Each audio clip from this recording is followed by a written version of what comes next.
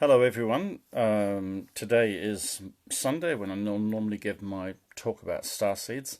Uh, and today I thought I'd give a talk called The Developmental Process over a Lifetime of what it means to be a starseed. So, you probably heard lots of my talks before, and I seem to be forever not running out of new topics to talk about. There are some people that really want me to give a history of the whole New Age movement from Ascended Masters and Madame Blavatsky right through to the current time with 5D and portals and everything.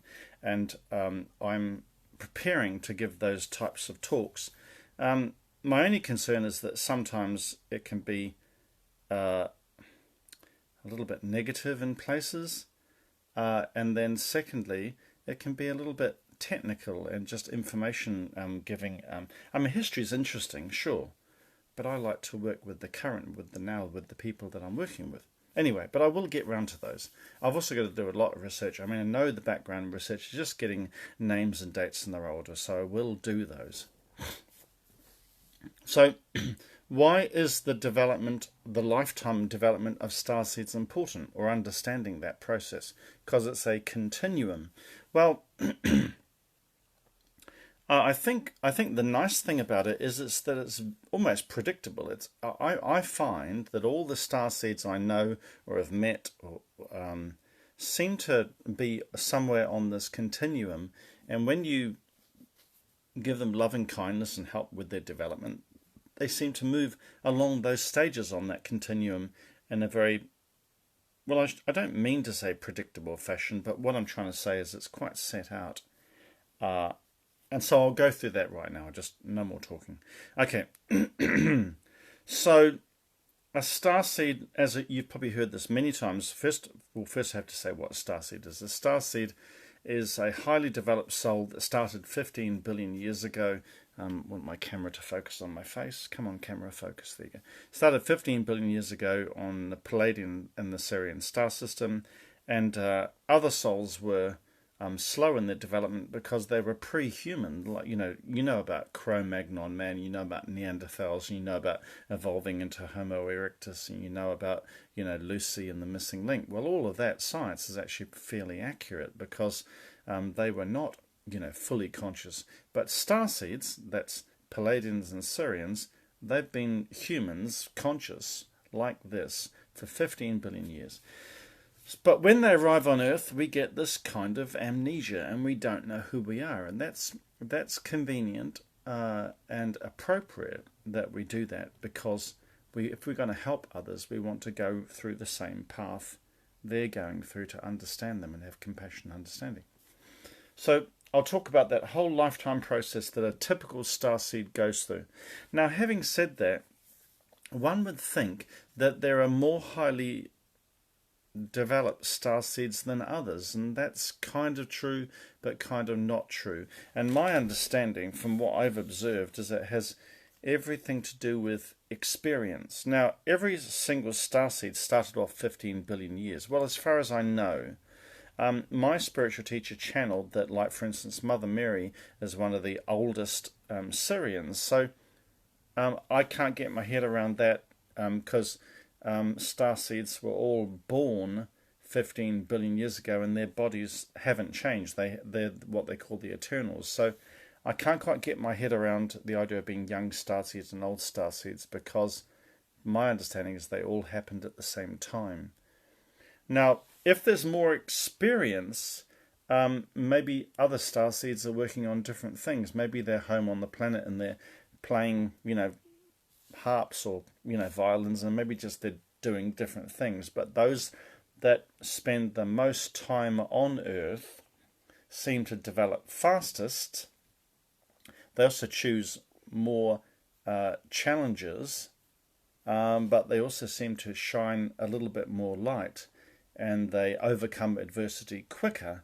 So my understanding is the more experienced starseeds tend to go through this continuum I'm going to describe faster. I haven't written any notes because actually I understand this really, really well, and I like the flow of having no notes. So, born into a challenging family usually have at least one reptilian around them in their family or in their circle of influence. Quite often have at least one starseed around them in their family, even if it's sort of an auntie or a grandparent, just to give them. So a starseed wants the basis of a little bit of support and a little bit of hell to challenge, because planet Earth is dominated by reptilians. So when we come here, we want to understand that reptilian domination, and we want to have something to educate and work ourselves against. So that's quite easy to understand why starseeds would choose that kind of foundational beginning when you're born. So what happens when they grow through that? Well, obviously in the first few years up until they're teenagers, they're going to be going through lots of challenges. But here's the interesting thing. I was going to say, here's the kicker. It's so funny when Americans say that. I just laugh out loud to say, here's the kicker. I don't even know what it means. Go to a football match and kick a ball. Okay, so here's the thing. Here's the kicker. Even though they have those challenges up until 0 and, being a teenager, they still seem to shine and radiate this light. So when I say they're less rebellious, what I mean by that is they won't rebel to the dark side. No, some humans, or some reptilians for that matter, when they rebel as a teenager, they may go right to the dark side and get really angry and sort of cutting themselves and suicidal and all that. Now, starseeds don't seem to do as much of that. So here's how you recognize if you have a starseed child: is if they get abuse or trauma, they still put on a smiley face, and they also radiate all this light. So if you look at their eyes, they still are radiating beauty, and love and forgiveness, and they forgive quickly. They don't hold grudges as long, and they don't go completely off the rails with drugs and alcohol.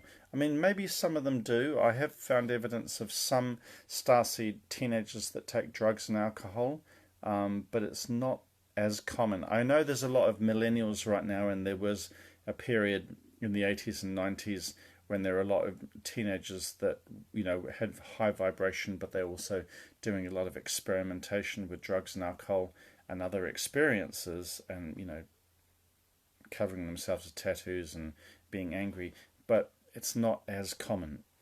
So anyway, just to give you an understanding, I'm just saying this in case you've got a starseed teenager right now, just so you can recognize them. And that's part of that continuum, is there will be some rebellion, but the rebellion will kind of be loving. Now, I know a young starseed right now, and they're kind of in that rebellion process, and they're actually early 20s.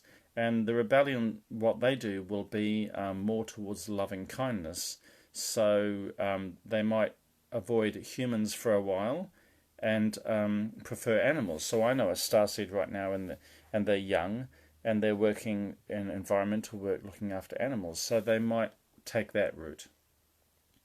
So as they move past their teenage years into adulthood, a starseed often has to make really big mistakes with bad career choices. So quite often, if they've had a lot of challenges, they might just do a job, but it'll never ever kind of work out for them, and they'll tend to move from job to job. And the reason that starseeds are doing that is because they don't like the corporate structures. It kind of irks them because they're a sensitive or they're an empath. And even if they work in a cafe or a restaurant, they might not necessarily have arguments and difficulties with everybody, but they still know that hierarchical system kind of makes them feel uncomfortable. So a starseed, when they're kind of in their young 20s, they might move from job to job trying to find themselves. And they might settle in usually one of the caring or one of the more loving or one of the more empathetic professions. So they might work for a charity. They might work in, musicals, like the Glee Club, or they might do what I do. I mean, I worked for Pizza Hut, and I also worked as a ballet dancer. So that freedom and expression I wasn't gay or anything like that. I mean, a lot of people have that misconception. I love the freedom and the flying, and when you're doing ballet, you're flying, and if you're muscular and strong enough like I was, you're flying through the air, and you feel like superhuman, and you feel free. So that sense of freedom to a starseed is very important, particularly in career. If they're a very loving, caring, empathetic starseed or a water sign like Cancer or Pisces, they might do a job caring for the elderly, and they might study to become a nurse, or a doctor, or a healer, or they might want to work with animals or work on the land, and work with herbs and become a herbalist or a naturopath or something like that. A starseed, when they're a teenager, they might try and congregate around people who are more authentic. So when a starseed is a teenager and they're starting to get into the workforce, they won't want to be around fake people. If they're around fake people for too long, it'll just irk them so much that they'll have to be, or they'll really, really want to be around empathetic, kind, sincere, and authentic people. So they might, join a drama club, or even if they don't get it in their work. So even if they work in an authoritarian style job, they might need an outward expression in the other hours of the day when they're, in a drama club or around joyful people or working with children. So the reason I'm saying this is to understand that starseed process is in the early developmental stages. I still say it's early because they're in their teenage years. Is that, and if you're going through this right now and you have a child, or if you know someone, it's very important to understand. Sorry, when I sit in this chair and I lean on one side, I actually get a painful ache in my ribs because my body's holding myself in one angle for a long time, so I've got to sit straight. So, yeah, so that's really, really, really important. And if you know someone who's going through that, just understand that dichotomy and that split, that whenever they're under authoritarian control, it'll be very, very unhealthy for them, and they'll need some means of expression, some way to interact with others and experience more authenticity. I'm getting a lot of messages right now, apologies. I wish I could just turn the sound off. I know how to do that. If someone knows how to do that, please message me. You'd think I'd know, wouldn't you? Anyway, so that's what happens to a starseed in their working life. Now, in their spiritual life, here's the problem. I'm not going to say here's the kicker again. I don't even know what it means. It just makes me laugh. Now, they might be aware of ghosts in their bedroom. Like I certainly know. I used to run across my living room, the hallway, and then in my bedroom I used to run, and I used to jump onto my bed because I always thought there were hands, grabbing me under the bed, and I'd pull my covers up, and so I had ghost or demonic attack every single night of my childhood. I mean, just ongoing all the time. It would just take one small movie with a little scary scene, and then I'd go to bed and couldn't sleep. So developmentally, in a spiritual sense, starseeds will almost always have some kind of awareness of spirit contact, or they might, have their face tickled if it's an angel trying to comfort and calm them, or they can just have those night terrors of being attacked all the time. And I wish it was possible that more parents or teachers or people in training organizations with children would just give some children some really, really basics. Because if a child says to you, Mummy, I've got monsters living in my closet, and Daddy comes in, oh, let's turn on the lights, no monsters in here, open the door, no monsters in here, there's nothing, or, or if they were there, they've gone away, or, don't be so wild with your imagination, just go to sleep, go to sleep, go to sleep. Well, I wish parents wouldn't do that. Now, obviously, if they've got muggle parents or human parents and they're a starseed child, they don't know or they don't understand. But I wish more parents would help children, particularly starseed children, with ghosts during their sleep, because lots of children suffer from this problem. And it's part of their early developmental process. Now, the other thing about starseeds at school, spiritually, is they quite often will be very selfless. and think more of others and be more empathetic. So just watch out for that. So then, developmentally, what happens to children when they get older and when they become adult, as I've described? The next process is they'll become some kind of seeker. Like they'll never really be a bit like the way I'm fidgeting in my chair because I can't get comfortable. And the same for them is that starseeds are never completely comfortable because they always know there's some brighter horizon or something to seek, but they can't really put their finger on it. They just know that there's more to life. And so that's another major thing that happens to starseeds kind of when they're in their 20s and 30s. They do say that around the age of 35, a lot of spiritual awakening happens for starseeds because it's a key time numerologically, or a lot of people say that starseeds often have spiritual enlightenment around 35, 36, 37, 38, a bit like the age of Jesus, and that's at the same age that I had my spiritual enlightenment. So when a starseed's getting into their 20s and 30s, they're probably going to be experimenting and trying everything. They'll read a lot of books. They might have an interest in yoga or astrology or anything they can get their hands on. And if they haven't already, there'll be a lot of self-expression in the arts. Like I did ballet, or a lot of starseeds just love flute or singing or music or whatever, and they love to express themselves. Now, why do starseeds do that developmentally? Is because they know that planet Earth has this structure that goes against their heart or their soul, so they need to find a way out. And music or expression is a good way to do that. So then that seeking path is that they'll start to notice some kind of coincidences, like what you call synchronicities. And a lot of young people right now that are spiritual or starseeds are seeing these number sequences like 1111 or 333 or whatever. And it's really amazing, not alarming, just amazing. It's quite extreme that I meet a lot of young people, spiritual people, that say they have these powerful synchronicities and these 111 and these 333s. Now, what's kind of also kind of a little bit alarming is that there's no support for these people. No one explains to them why. No one tells them. No one tells them that you're not going nuts and this is perfectly normal and, like go with it and see where it leads you and there's purpose and meaning behind it. There's no structure in schools. Universities certainly won't talk about it. So, like, if teenagers are sort of going into university after school or young, 20s or 30s and you're going to university, unfortunately, that's where you're going to have quite a lot of your starseed nature kind of like drilled out of you.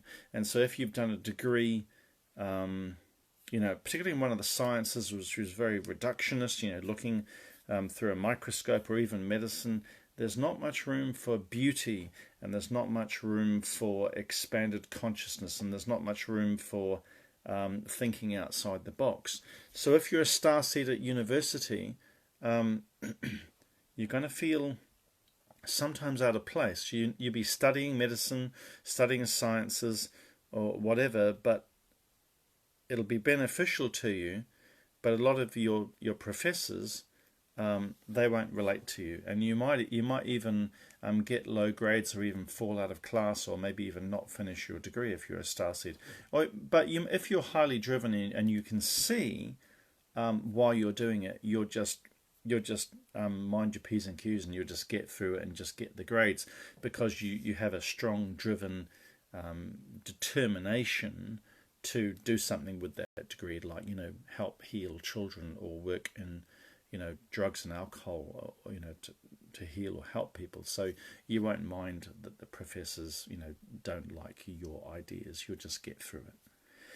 So then when you become more of a seeker and you're seeing these number sequences and you're having synchronicities and you're walking like out in your garden like yesterday when I saw a little white feather, you'll start to connect the dots. And you might do what I did, and you might, in your studies, you might study outside your square. So a lot of starseeds do this, even if they're in a really busy science or medical program. you'll find a little offshoot, a little tangent, and you might be doing physics, and then you'll read about Rupert Sheldrake or about physicists that go to India and study with Dalai Lama or Buddhists or whatever, and you'll find this little tangent that's not related to your course material, but it'll really fascinate you. You'll go off on this wild tangent, with lots of creative ideas, and you might even become a scientist or an experimenter or have your own studies. So those science students or medical students or people that study that go off on wild tangents and get very creative and want to do their own thing, that's a very starseed thing. So if you think of Nikola Tesla, and if you think of some of the famous starseed scientists that just went off on these wild tangents, that's quite an important aspect of a developmental process for a starseed. So now, with those number sequences and with those synchronicities, the big thing that's going to happen for most starseeds is they're going to have some kind of spiritual awakening. It could be really, really huge. It could be like the movie or the book, Celestine Prophecy. That those series of books really had an effect on me. I already had my spiritual enlightenment after I read those books, but they were still really, really good. So an awakening might be driven from a big life decision change. So a life decision change might happen in your 20s or your 30s or your 40s, where you say, I don't like my job, I studied at university, I did something with it, but I'm still feeling not right about this. I'm still in the three-dimensional mind matrix of planet Earth, and I still want to seek, and I'm getting some of these synchronicities and starting to see some beautiful divine order going on, but I can't quite grasp it. So I've got to break out. And so they have this break free kind of experience, and they say, okay, I'm going to sell up everything and I'm going to travel to South America and I'm going to climb on top of one of those, pyramids in Machu Picchu or wherever it is. And so quite often they travel. And quite often this is actually led by their guides. Their angels will literally give them this break-free kind of message. So they're having synchronicities, and they're usually going to meet at least one important person in their life. Another starseed, either on their travels or before their travels. So it'll quite often happen that there'll be an angel message. A powerful synchronicity will happen. A person that will change their life. With me, it was someone from Norway, and I was just fascinated by Norway. It just felt like another world, like with people who spoke a different language, and it felt kind of pure and angelic. I didn't go to Norway, but I went to England. But that's usually what happens. You'll meet someone from these synchronicities, and it'll be a powerful angelic influence, and you'll usually travel or do something really, really big, or even a career change, but quite often travel. So if you have a teenager, if you have a child, and they're a starseed and they're in their 20s or 30s, and they just say, Mum, or Dad, I'm giving up my degree. I know I've done 3 of 5 years of my medical degree, but this is just totally wrong for me. I'm just throwing in the towel, and I'm going to travel to Guatemala with a backpack because I met this crazy friend. Don't worry too much. It could be part of their starseed journey, and they've probably been led to do that. There could be some dangerous things that people do, and you just have to trust that process, or try and keep them safe as much as possible.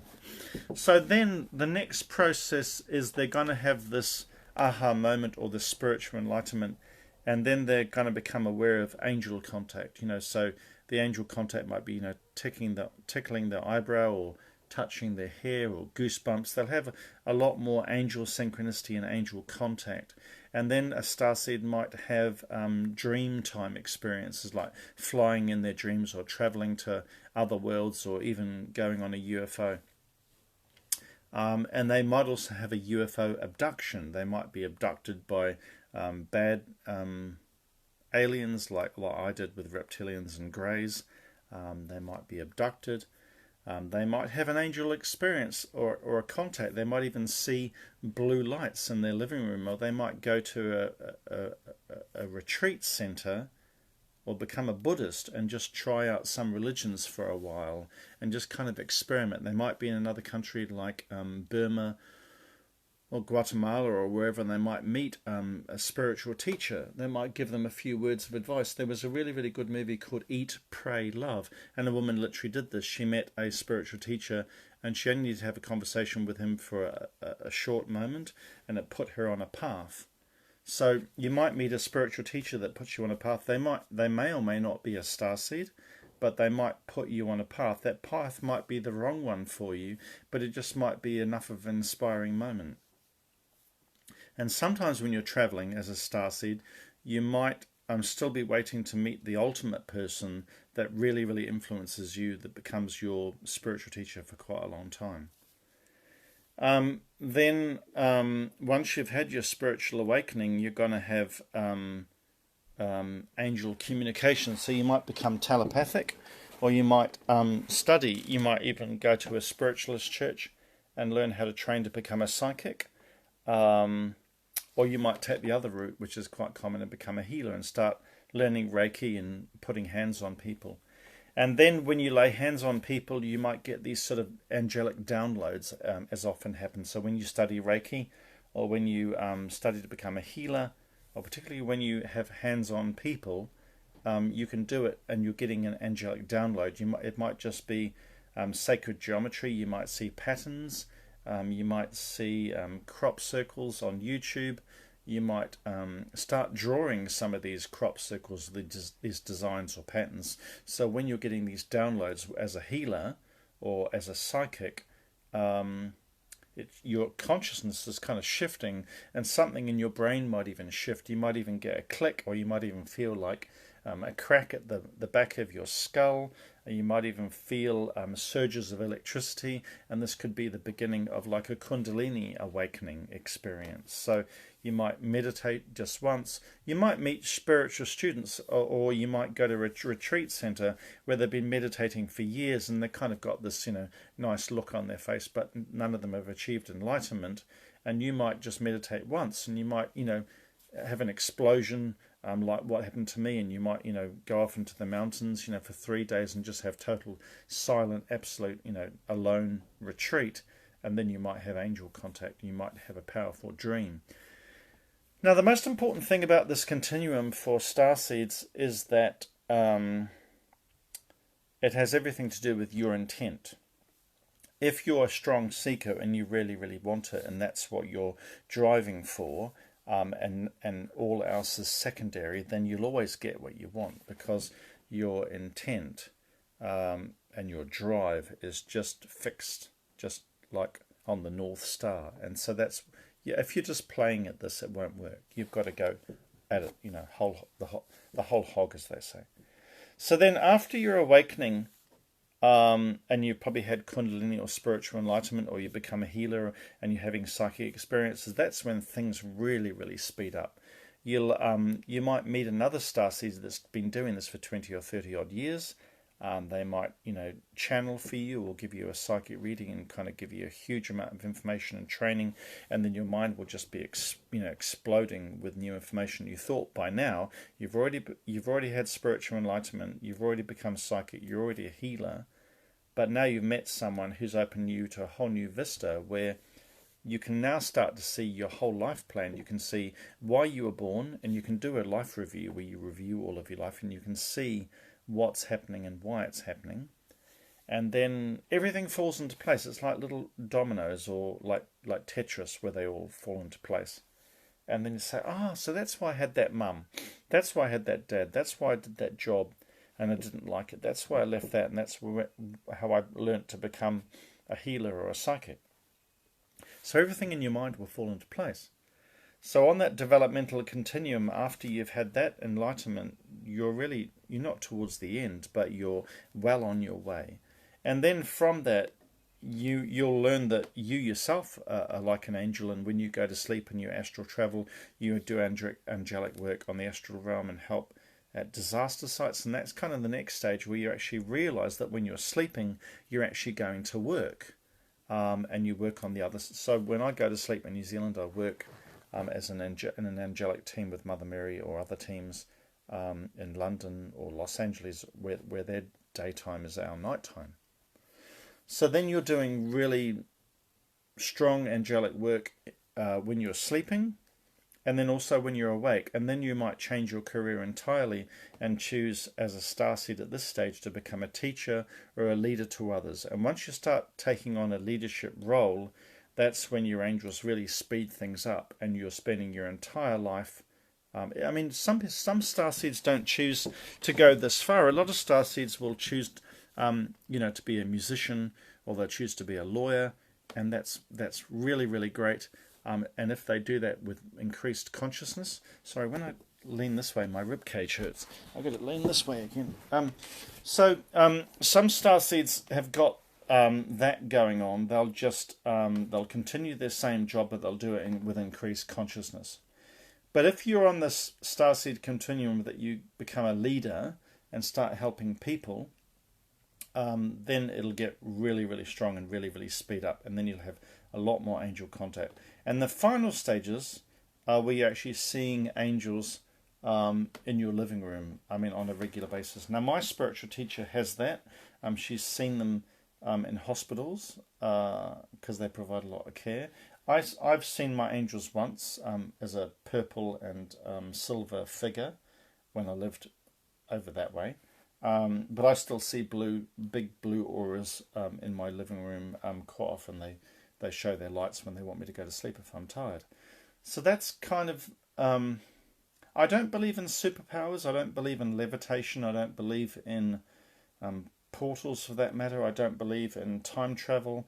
I don't believe that as starseeds on planet Earth we're meant to have superpowers, like levitating rocks with our mind or manifesting things. I think that's all part of childish magical thinking. I think even the devil tempted Jesus and said, jump off the cliff, God will lift you up, or turn these rocks into loaves of bread, because then you'll have something to eat. And that Jesus says we're not meant to test God or be tempted by these lower things. And so why I'm telling you this is because if you expect that when you get to the final stages as a starseed or a spiritual student that you're going to start levitating and disappearing and time traveling and manifesting and doing magic stuff, it's just not true. And it's also not desirable, because it comes from the spiritual ego that kind of wants these silly games, if you like, and toys and games. The most powerful thing you can do as a starseed or a spiritual student or seeker is to have love in your heart and assist others in lessening their suffering and increasing their consciousness. So yesterday was a really, really good example.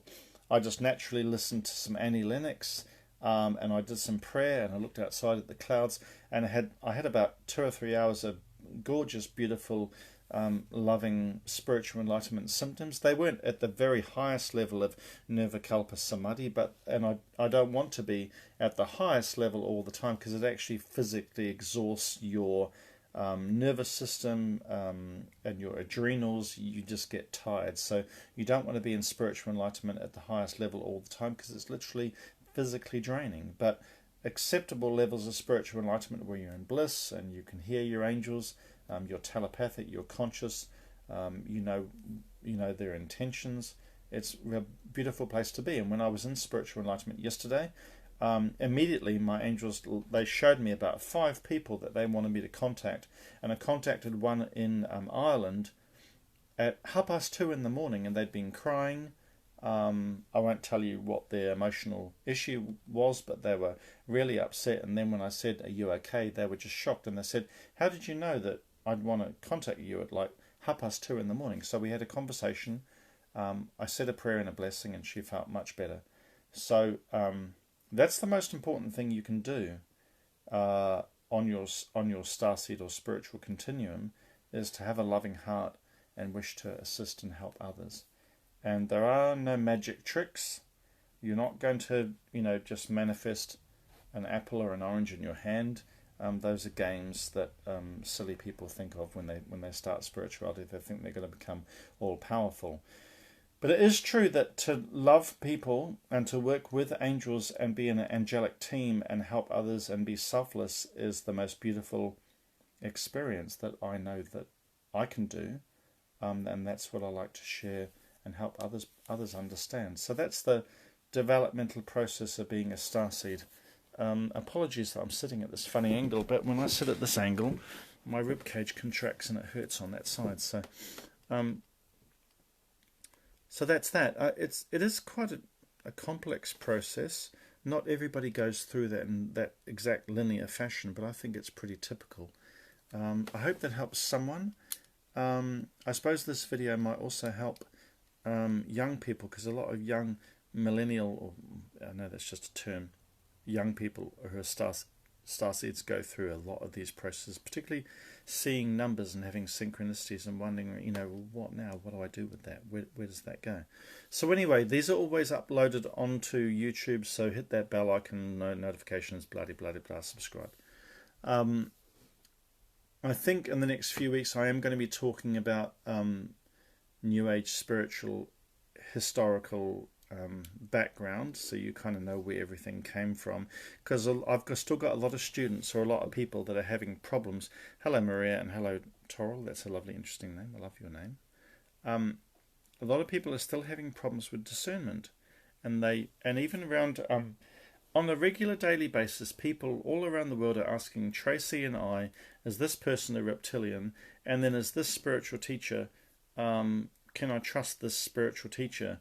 Or this meditation group? Or this, what do you think about this channeling group? Or what do you think about ascension? Or what do you think about this person, downloading codes? Or, talking about portals? Or, someone called Greer, is it Stephen Greer, who had that picture of that little colourful alien, is this real? So a lot of people are messaging me and Tracy all about discernment.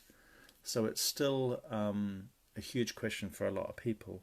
I don't have a problem with it because I've been doing this a long time. I find it really, really, really easy. I wish I could just inject part of my brain into other people, just instantaneously give them discernment around these things. But I think one of the best ways that I can help people is by giving them history lessons as to how all these things have arisen. Because when you understand the motivational reason of why spiritual teachers or people channeled, or people that did what they did, when you can see the history of where it all comes from. Like one thing that I find kind of amusing, and there's a woman, her name's Irina, she sounds like a Russian name, and she's very young, there's only one photograph, she's a reptilian, and she channels ascended masters, and she talks about Saint Germain and Kuan Yin and Sananda, and it's the same message that Madame Blavatsky and her teachings were giving like 40, 50, 60 years ago, and it's really old stuff now, but they're still churning it out like a meat grinder, and it's also just kind of blah, blah, blah, blah, blah, blah. It's really boring, and I'm surprised that people still read this stuff. But people do, and the reason that people still read this stuff is just a little bit of hope. If you give a message that's apparently channeled and you say, oh, we're going to go off into the wide blue yonder, and it's all going to be fluffy, fluffy, fluffy. Well, people still want that stuff. People want hope, understandably so. But so discernment is key on your spiritual development continuum. I think I've said enough. Hope that helps someone. Thank you for Maria and Toril and everybody else who's watching. Thank you to all those people on YouTube that watch this. I triggered someone the other day. I spoke about the nature of spiritual existence and love, and I put it on a quantum physics Facebook group, and someone said effing, excuse my language, and then moron, and I thought, oh great, lovely, because they were a reptilian, and so if you can trigger a reptilian, it means you're onto a good thing, because in the world of angels and demons, the dark definitely don't like the light, and if you are coming from a place of love, you are going to get attacked. That's just a given. So don't don't take it personally when you get criticisms by certain people on, on social media. It goes with the territory. Now, I used to think, well, maybe I'll cut off comments, but I don't, because the more people you can get dialoguing, the more people asking questions, the better. And so I just take that on the chin, and I just know it's a sign of my success when I get criticised. So that's okay. But okay, I've been talking long enough. Time to finish. Bye for now. I hope that helps someone. Bless you all. I'll try and press the finish button. Hold a sec. There you go.